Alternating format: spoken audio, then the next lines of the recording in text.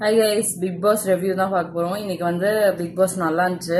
First வந்து ஏதோ கிளிச்னால சரியா வரல எபிசோட். அதுக்கப்புறம் ஃபுல்லாக பார்த்தோம், ரொம்ப சூப்பராக இருந்துச்சு.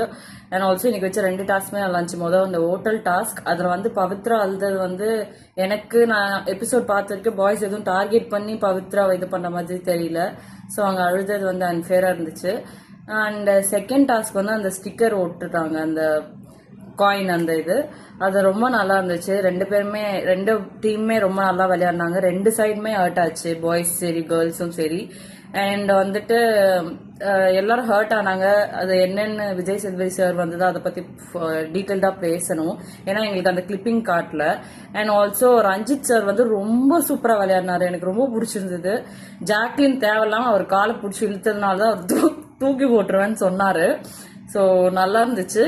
கண்டினியூவா எல்லாரும் வந்துட்டு கண்டினியூஸா பிக் பாஸ் பாருங்க. தேங்க்யூ.